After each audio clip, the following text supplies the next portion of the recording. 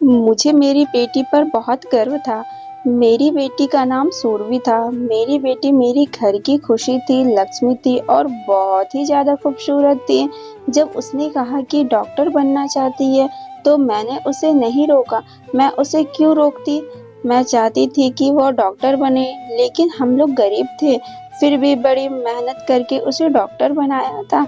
अभी उसके housing job के दिन थे, यानी कि इसके बाद वह एक पूरी तरह डॉक्टर बन चुकी थी और अपने अलग से क्लिनिक भी बना सकती थी।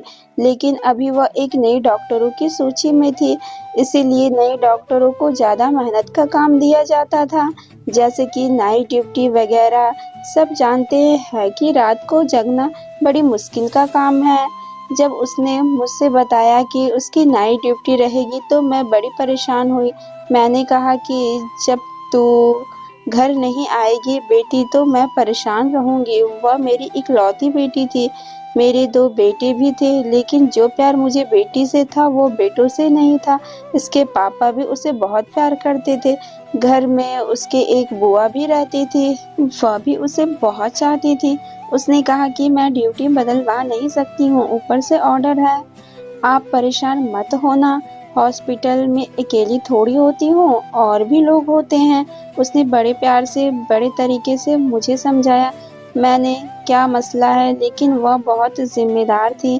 डॉक्टर के पास कहाँ वक्त होता है कि वह एक गिलास पानी भी पी ले, और नाइट ड्यूटी का डॉक्टर वैसे ही बड़ी बिजी रहता है। लेकिन फिर भी वह रोज मुझे फ़ोन करती थी। उसका फ़ोन नहीं आया तो मैं बड़ी परेशान हो गई। जब मैंने फ़ोन किया तो बेल जा रही थी, लेकिन कोई फ़ोन नहीं उठा रहा था। मैं परेशान हो गई। मेरा दिल काँपने लगा कि ना जाने क्या हो गया है, और फिर जिस हालत में मेरी बेटी को घर लाया गया, वह मैं ही जानती हूँ। लेकिन इसके बाद उसका फ़ोन भी दमे नहीं दिया गया। पर उसकी एक दोस्त थी जिसने हमें बताया कि सूरभी की तरफ से मुझे एक वीडियो मिली है। वह जब हमारे घर आई तो उसके फ़ोन में एक वीडियो था जो हमें मिल गया था। जब उस वीडियो को चलाया गया तो पैरों के नीचे से ज़मीन निकल गई थी, और फिर पूरा देश मेरी बेटी के साथ खड़ा था। उस वीडियो के अंदर एक दिन मेरी बेटी अस्पताल से वापस आई तो कहने लगी कि माँ, भगत मुझे एक सवाल का जवाब तो दे। अगर आपके सामने कुछ गलत हो रहा हो तो क्या उसे रोकना चाहिए? मैंने कहा हाँ, बिल्कुल रोकना चाहिए। क्यों नहीं रोकना चाहिए? यह तो भगवान भी कहते हैं कि सिर्फ सच्चाई और हक का साथ देना चाहिए। मेरी यह बात सुनकर वह कहीं खो गई। मैंने कहा सुरभि, खाना खा ले। कहाँ खो गई? देख, आज तेरी पसंद का दाल भात बनाया है। उसको यह खाना बहुत पसंद था और वह देखते ही बहुत खुश हो जाती थी, लेकिन आज कहीं खोई हुई थी। जब मैंने बार-बार पूछा तो कहने लगी, माँ, अगर कुछ ऐसा बुरा हो रहा हो जिसको रोकने की आपके अंदर ताकत भी ना हो तो फिर क्या करना चाहिए? मैंने कहा तो फिर भी लड़ना चाहिए बेटा, कोशिश करनी चाहिए। जब इंसान कोशिश करता है तो भगवान उसका साथ देता है। और तू किस बारे में पूछ रही है? और इतनी परेशान तू क्यों नजर आ रही है? कहने लगी, कोई बात है, बस एक टेस्ट है। उसमें नंबर लगवाने की कोई बात चल रही थी, तो उसके बारे में कह रही थी। मुझे उसकी इस तरह की बातें समझ नहीं आती थी, क्योंकि मैं ज़्यादा पढ़ी लिखी नहीं थी, और फिर वह तो डॉक्टर बन रही थी। बस चुप करके सुन लेती थी। लेकिन जब भी मुझसे कोई बात पूछती थी तो मैं उसका जवाब अपनी तरफ से अच्छी तरीके से ही देने की कोशिश करती थी। मुझे मेरी बेटी से बड़ा प्रेम था। हम लोग बहुत गरीब थे। उसके लिए मैंने अपना जेवर बेचा था और बड़ी मुश्किल से उसकी फीस भरी थी। मुझे उससे बहुत प्यार था। वह एक अच्छी बेटी और अच्छी इंसान थी। एक दिन वह बालकनी में खड़ी थी, जब अचानक से डर गई और भागती हुई नीचे आ रही थी कि मुझसे टकरा गई। मैंने कहा, क्या हो गया बेटा, तू इतनी परेशान क्यों लग रही है? सब अच्छा तो है ना? उसने कहा, एक लड़का खड़ा है। मैंने कहा, कहाँ खड़ा है? कहने लगी हमारे घर के नीचे। मैंने कहा तो क्या हो गया है, यहाँ तो बहुत सारे लोग आते जाते हैं, कुछ खड़े होते हैं, कोई फ़ोन पर बात करता है, इसमें परेशान होने की क्या बात है। उसने कहा आप मेरी बात समझी नहीं, वह ना रोज़ यहाँ पर आता है और हमारे घर के तरफ देखता है। जैसे ही मुझे देखता है दूर-दूर से मुस्कुराता है, पता नहीं क्या सोचता है। मैंने कहा जब तक वह दूर खड़ा है वह कुछ भी कर सकता है, मुझसे रोक भी नहीं सकते। अगर वह तुझे कोई बात कहे तो तू उसका मुँह तोड़ देना। मैंने कहा ठीक है, और मैं बालकनी में खड़ी थी जब वह घर से निकली, क्योंकि आजकल उसकी नाइट ड्यूटी होती थी, इसीलिए वह शाम को ही जाया करती थी। जब वो बाहर निकली तो आज उस लड़के ने उसका रास्ता रोक लिया। मैं दूर से यह सब कुछ देख रही थी। पहले वह लड़का कुछ बोला, फिर सुरभि ने कुछ कहा और फिर उसने उस लड़के के मुंह पर थप्पड़ मार दिया। वह फिर हाथ रखकर एक तरफ को चला गया और सुरभि अस्पताल के लिए रवाना हो गई। मैं पूरी दिन सोचती रही कि यह लड़का कौन था, मेरी बेटी को उसने क्या कहा। आज उसने मुझे फ़ोन भी नहीं किया। वह रोज़ मुझे फ़ोन करती थी। जब शाम को वापस आई तो मैंने उससे पूछा वह लड़का क्या कह रहा था। कहने लगी तो वह बुरा लड़का नहीं है। मैंने कहा बुरा लड़का नहीं है तो फिर तूने उसे थप्पड़ क्यों मारा। तो सुरभि ने कहा जब मैंने उसे थप्पड़ मार दिया मुझे बाद में पता चला कि वह बुरा लड़का नहीं है, वह अस्पताल में किसी औरत के साथ आया था। तब से उसने मुझे देखा था, कहता है कि आप मुझे बहुत अच्छे लगते हैं। यह बात बड़ी इज्जत से की थी, वरना किसी और तरह से भी कह सकता था, लेकिन उसने तो मुझे गुस्सा आ गया और मैंने उसके मुंह पर थप्पड़ मार दिया। लेकिन जब मैं जा रही थी तो उसने पीछे से ऐसी बात की कि मैं हैरान रह गई।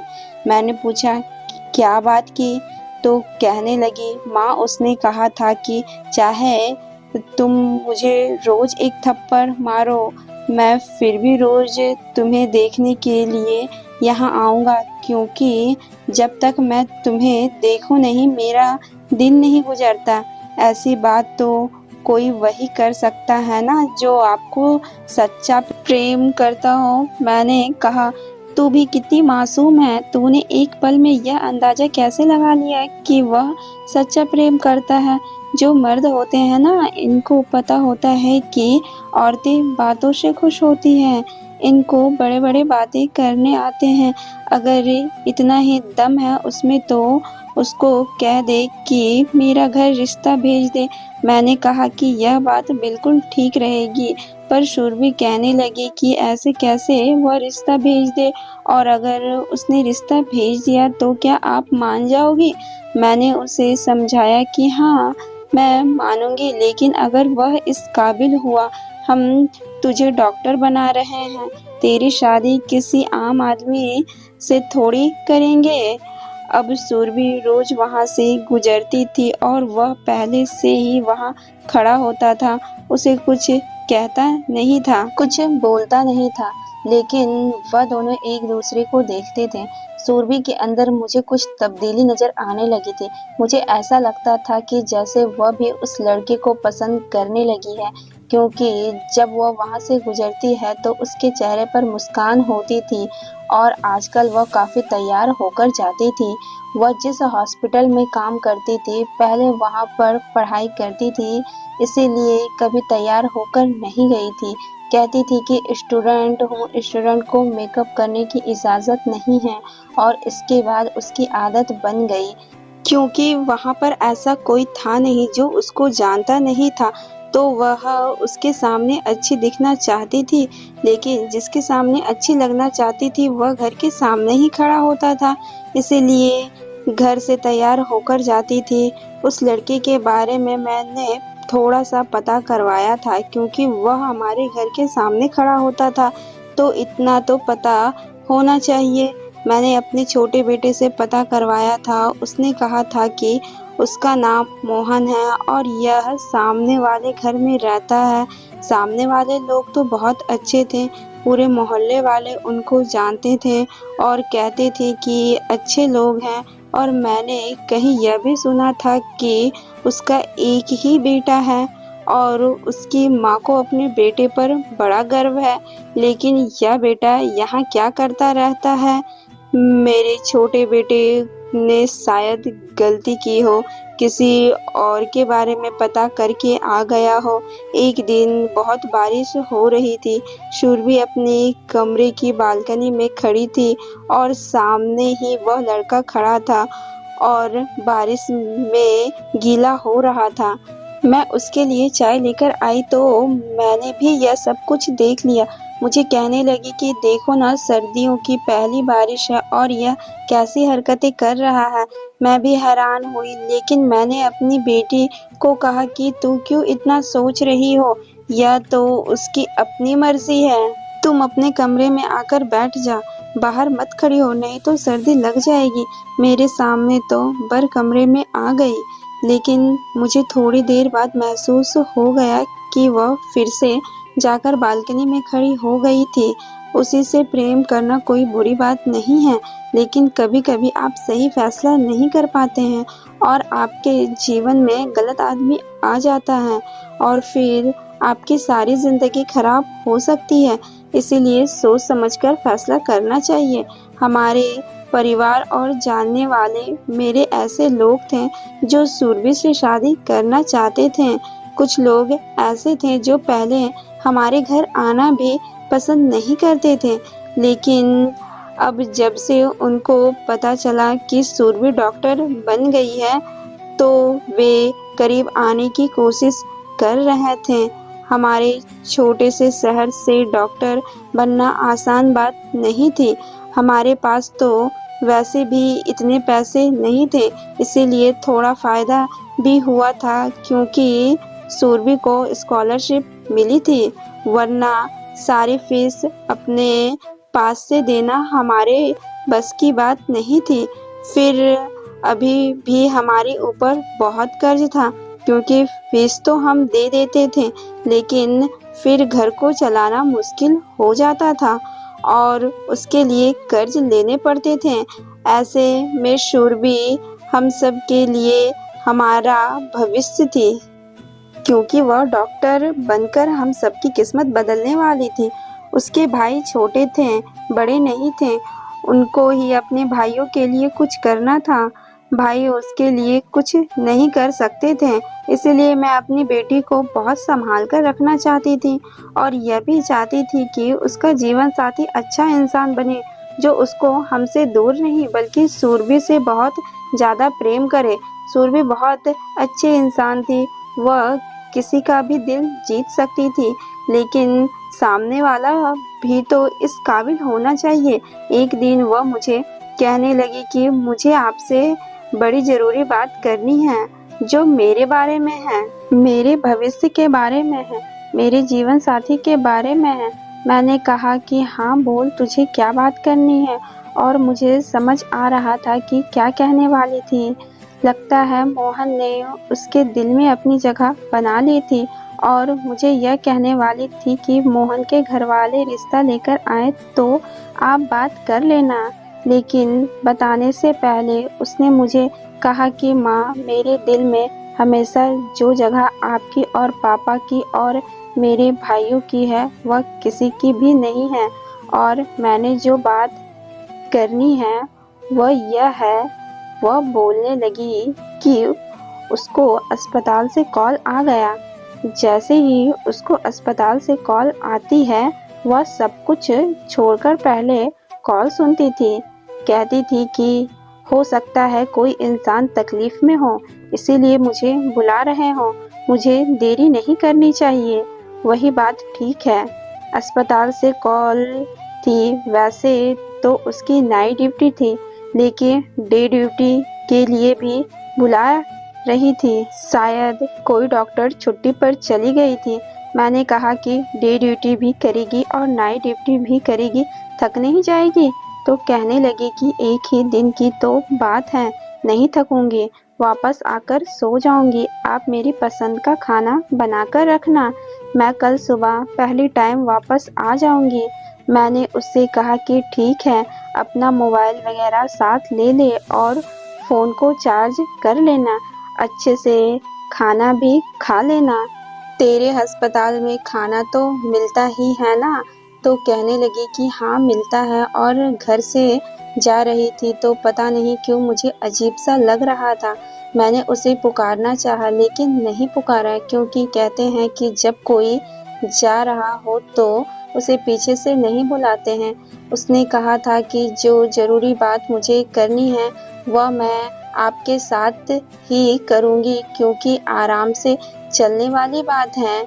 अपने काम पर चली गई और मैं अपने कामों पर लग गई।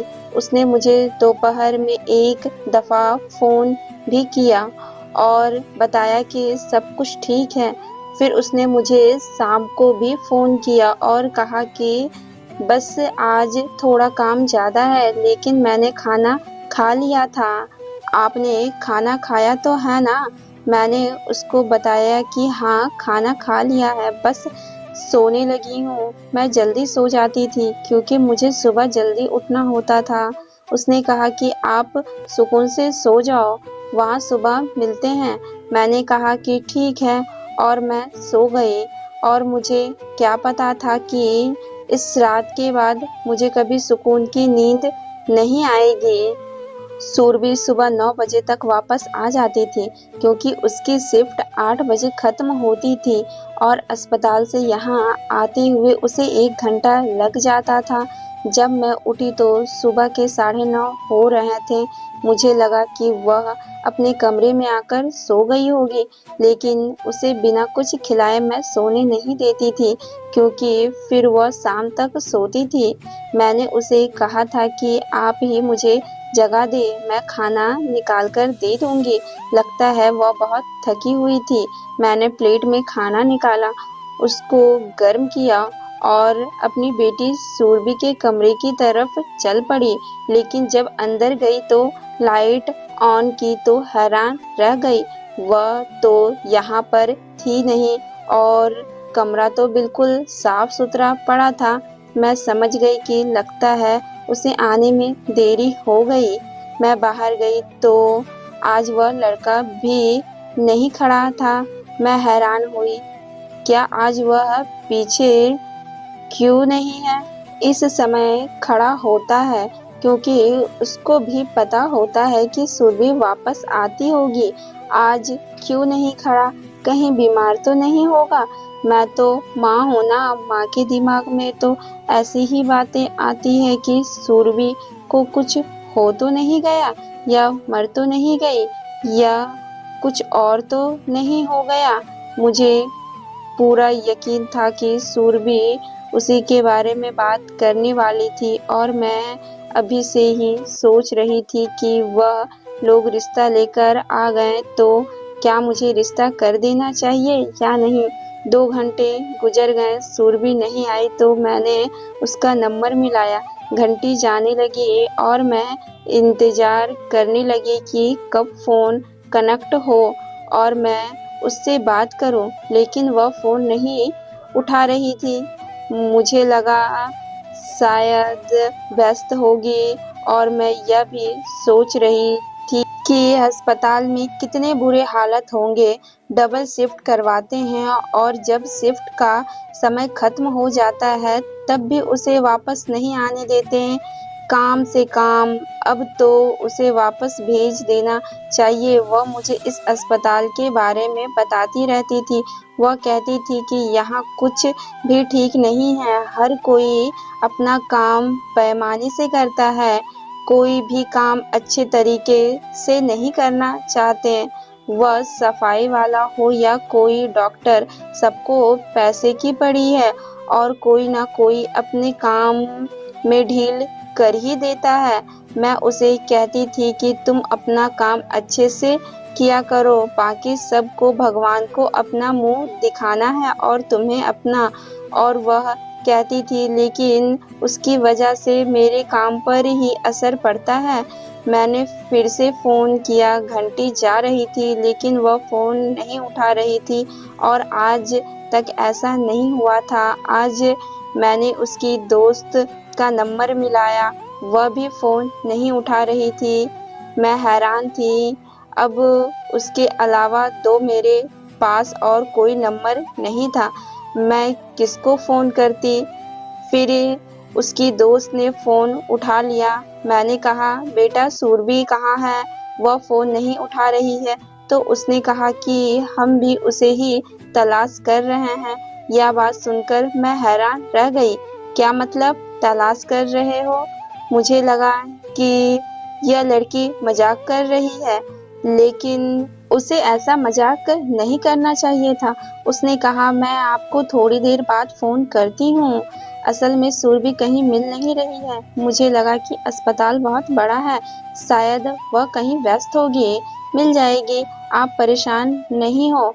मैंने कहा, अच्छा अस्पताल तो बहुत बड़ा था। एक दिन में आप पूरी अस्पताल देख भी नहीं सकते थे, क्योंकि साथ ही कॉलेज भी था। मैंने उसे कहा, मैं थोड़ी देर बाद फ़ोन करती हूँ। वह बोली, ठीक है आंटी। मुझे उसकी आवाज़ में परेशानी महसूस हुई थी। पता नहीं क्या बात थी। मैं थोड़ी देर बाद फिर फ़ोन किया और कहा, सुरभि से बात करवा दो। तो उसने कहा, आंटी बात ऐसी है कि वह मुझे अभी तक मिली नहीं है। और अभी वह यह बात कह ही रही थी कि अचानक से उसके मुंह से चीख निकल आई। हाय, यह क्या हो गया? उसने मुझे कहा, आप जल्दी से आ जाएं। यह सुनकर मैं हैरान रह गई। मैंने कहा, पर हुआ क्या है? मुझे बताओ तो सही, सब ठीक तो है? मेरा तो दिल बैठा जा रहा है। उसने कहा, सुरभि मिल गई। मैंने कहा, अच्छा मिल गई है, कैसी है? वह जरा बात करवा दो तो। कहने लगी, बात नहीं करवा सकती, बस आप अस्पताल पहुंचिए। तब मैंने पूछा, क्योंकि मुझे ठीक से समझ नहीं आया था। रोते हुए कहने लगी, अब बस आप आ जाइए आंटी। मैं अब भी सोच रही थी कि अगर यह लड़की मजाक कर रही है तो मैं इसे कभी माफ नहीं करूंगी। मेरे दोनों बेटे घर पर नहीं थे। मैं घर से निकली, सामने मोहन भी नहीं खड़ा था। मैं तुरंत अस्पताल के लिए निकल पड़ी। रास्ते में भी अपनी बेटी को फोन कर रही थी। अगर वह मिल गई थी तो मेरा फोन क्यों नहीं उठा रही थी? क्योंकि बेल तो जा रही थी। ऐसा तो नहीं था कि उसका फोन बंद हो गया था। फिर फोन क्यों नहीं उठा रही थी? मैं अस्पताल पहुंची तो वहां पर अजीब सा माहौल लग रहा था। अस्पताल में भीड़ तो होती ही है। बाहर कई एम्बुलेंस खड़ी होगी। कोई रो रहा होगा, कोई चिल्ला रहा होगा, कोई बात कर रहा होगा। यह सब कुछ सामान्य था, लेकिन मुझे देखकर लोग अजीब नजरों से देख रहे थे, इधर-उधर देख रहे थे, जैसे मेरे से कोई बात छिपाई जा रही है, जैसे कोई ऐसी बात है जो इन सबको पता है, लेकिन मुझे नहीं पता है। मैं परेशान तो थी, पर मैं कभी-कभी यहाँ आती थी। उसने मुझे तकरीबन अपनी सारी दोस्तों से और टीचर से और सीनियर डॉक्टर से भी मिलवाया था। मैं रिसेप्शन पर गई और मैंने कहा, इस टाइम कहाँ होगी डॉक्टर सुरभि? तो उसने कहा, आप दूसरी मंजिल पर चली जाएं, आपको पता चल जाएगा। यह बात भी अजीब सी थी। दूसरी मंजिल पर चली गई तो सामने ही उसकी दोस्त खड़ी थी और बहुत सारे लोग खड़े थे। अजीब सा सन्नाटा पसरा हुआ था। पाँव रखने की जगह नहीं थी। ऐसा लग रहा था कि मुफ्त में कोई चीज बट रही है या फिर कोई बहुत बड़ा बात हुआ है जो यह सब लोग यहाँ पर जमा हुए थे। मुझे सुरभि की दोस्त ने देखा तो रोते हुए मेरे पास आई और कहा, यह क्या हो गया? मुझे नहीं पता आंटी, मैं वहाँ पर नहीं थी। अगर मुझे पता होता तो मैं कुछ न कुछ जरूर करती। मैंने कहा, क्या कह रही हो तुम? हुआ क्या है? सुरभि कहाँ है? तो उसने मुझे एक ही लाइन में बताया, सुरभि अब इस दुनिया में नहीं है।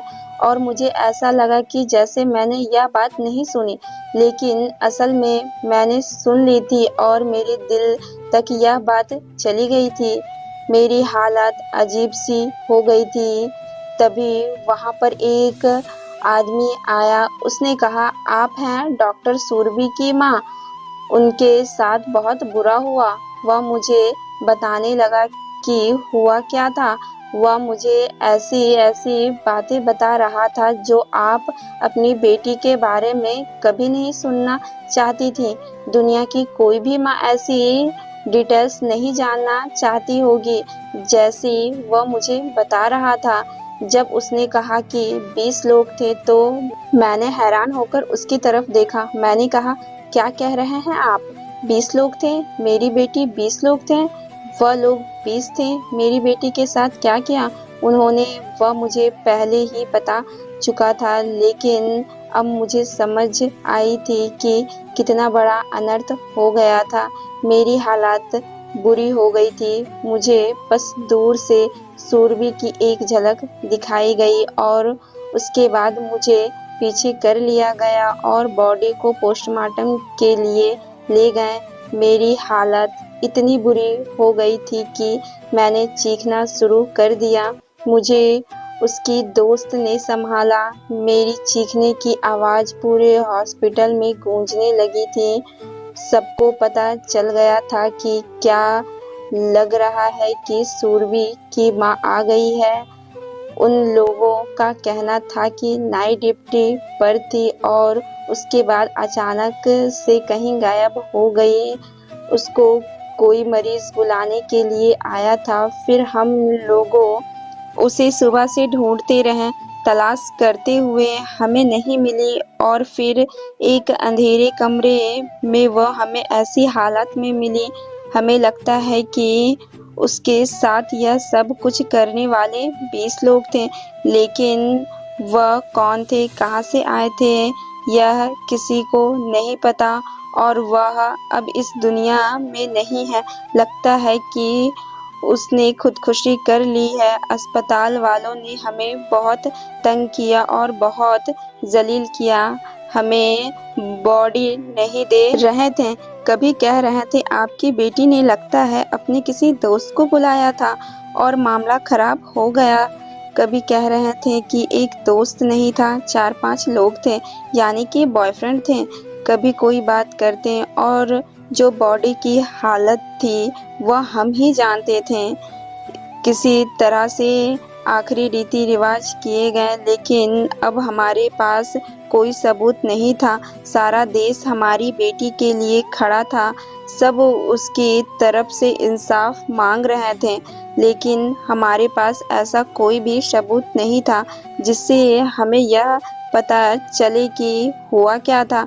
अस्पताल वालों ने तो रिपोर्ट जारी की थी। उसमें लिखा था कि डॉक्टर सुरभि ने आत्महत्या कर ली है, लेकिन वह ऐसा कैसे कर सकती थी? वह तो मुझे कुछ बताना चाहती थी। घर से हंसती हुई निकली थी। इसकी आंखों में ढेर सारे सपने थे। तो फिर एक ऐसा इंसान कैसे आत्महत्या कर सकता है? वह डिप्रेशन में नहीं थी, वह बिल्कुल ठीक थी। उसके साथ कुछ मसला नहीं था। हमने कहा कि उसका फ़ोन कहाँ है, वह हमें दे दें, उसका बैग वगैरह दे दें। उन्होंने हमें सारी चीज़ वापस कर दी। उसकी कुछ चीज़ें ऐसी थी जो टूट चुकी थी, लेकिन उन्होंने हमें सुरभि का फ़ोन नहीं दिया। हम हैरान हुए कि फ़ोन क्यों नहीं दिया, तो कहने लगे वह सबूत के तौर पर हमारे पास रहेगा। लेकिन उन्होंने रोहन का क्या करना था? जब वो खुद कह रहे थे कि आत्महत्या ही है, तो फिर सबूत को किसको दिखाना था? बहुत कोशिश की थी, किसी तरह उसका फ़ोन मिल जाता, क्योंकि फ़ोन से ही पता चल सकता था कि उसकी ज़िंदगी में क्या चल रहा था, लेकिन उन्होंने उसका फ़ोन हमें नहीं दिया।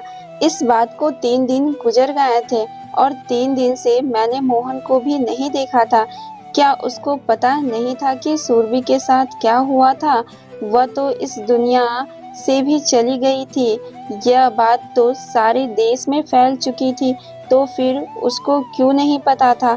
लगता है कि वह डर गया था और अपने कमरे में बैठ गया था। बाहर नहीं निकलना चाहता था कि उसे भी पूछताछ ना हो जाए, क्योंकि पता नहीं कितनी दफ़ा यहाँ पुलिस आई थी। मेरी जो हालत थी मैं नहीं जानती थी। एक तो मेरी जवान बेटी, जिसको मैंने बड़ी मुश्किल से डॉक्टर बनाया था, इस दुनिया से चली गई है और यह जानती हूँ कि वह कैसे गई है। मुझे रातों को नींद भी नहीं आती थी। मैं पूरी रात रोती रहती थी। सब लोग इंसाफ मांग रहे थे, लेकिन जो मेरे साथ हुआ था वह कभी ठीक नहीं हो सकता। मेरी बेटी तो कभी वापस नहीं आ सकती। हमारे घर की लक्ष्मी, मेरी बेटी, इस दुनिया से चली गई। अब उसे कभी वापस नहीं आना था। इंसाफ मिलता तो किसको मिलता? एक माँ के लिए हिसाब क्या हो सकता है? क्या मुझे मेरी बेटी को ही वापस लाकर दे सकता था? एक हफ्ता गुजर गया तो सूरबी की दोस्त अचानक हमारे घर आई और उसने कहा कि मुझे सूरबी की तरफ से एक वीडियो मिली है। उसने कहा कि शायद सूरबी ने उसी वक्त यह वीडियो भेजी थी, लेकिन मैंने भी नहीं देखी थी। मैं बहुत व्यस्त हो गई थी और डर भी गई थी, क्योंकि मुझे धमकाया गया था और कहा गया था कि अगर कुछ कहा तो अंजाम अच्छा नहीं होगा। उसने बताया, मेरे पास सूरबी की आखिरी वीडियो है। उसके अलावा हमारे पास उसकी कोई याद नहीं है। वीडियो 45 मिनट लंबी है। मैंने अब तक देखी नहीं है, लेकिन मैंने सोचा कि आपको बताना ज़रूरी है। हमने तुरंत वीडियो को टीवी के साथ कनेक्ट किया ताकि सभी लोग देख सकें। सभी सूरबी को देखना चाहते थे, लेकिन जो वीडियो देखी तो हम हैरान रह गए। ऐसा लग रहा था जैसे वह वीडियो उस पल की है जब वह सब लोग वहाँ से चले गए थे। सूरबी की कसम खाकर कह रही थी कि वह जिंदा थी और उसने यह वीडियो बनाकर अपने दोस्त को भेज दी थी। शायद उसने अपनी अकाउंट से डिलीट कर दिया था, इसीलिए उन लोगों ने अब तक हमसे नहीं पूछा क्या आपको कोई वीडियो मिली है या नहीं। उसकी हालत बहुत बुरी थी।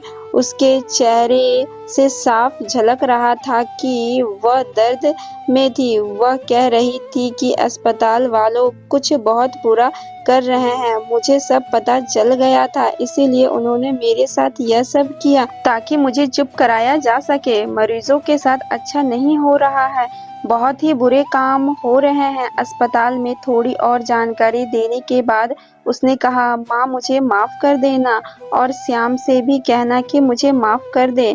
मैंने उससे शादी करने का वादा किया था और मैं तुमसे यही बात करने वाली थी, लेकिन अब मैं जिंदा नहीं बच सकूंगी। कोई मुझे नहीं बचा सकेगा। वह अपने भाइयों का नाम लेने लगी। परेशान नहीं होना और तुम लोग मेरा बहुत ख्याल रखना। आखिरी में उसने कहा, मैं तुम सबसे बहुत ज़्यादा प्यार करती हूँ। तुम सब मेरे लिए बहुत खास हो। जहाँ भी रहूंगी तुम सबको याद करती रहूंगी। मेरे लिए उदास मत होना। यह वीडियो देखकर मेरा दिल बहुत दुखी हुआ। सूरबी की दोस्त कह रही थी, इस वीडियो का कुछ न कुछ करके हम इंसाफ दिला सकते हैं। मैं फिर से कितने बड़े दुख में चली गई थी। एक हफ्ते बाद हमें पता चला कि मोहन ने आत्महत्या कर ली थी। उसे पता चला कि सूरबी के साथ इतना बुरा हुआ और वह अब इस दुनिया में नहीं है, तो उसने भी जहर खा लिया। उसने अपने आप को खत्म कर दिया। यह खबर सुनकर हमें और भी ज़्यादा बुरा लगा। मोहन अपने माता-पिता का इकलौता बेटा था। इसका मतलब कि वह सूरबी से बहुत प्यार करता था। जब उसे पता चला कि सूरबी इस दुनिया में नहीं है, तो उसने भी आत्महत्या कर ली। अब इस बात को 1 महीने होने वाले हैं, लेकिन असली मुजरिमों तक कोई भी नहीं पहुंच पाया है। सब लोग अपनी अपनी बातें कर रहे हैं, अपनी अपनी कहानियां सुना रहे हैं। मेरे पास बहुत से लोग आए हैं, मुझे तसल्ली दी है, कहा है कि सब ठीक हो जाएगा, लेकिन कुछ भी ठीक नहीं हो रहा है। आप लोग ही बताइए कि अब क्या करें।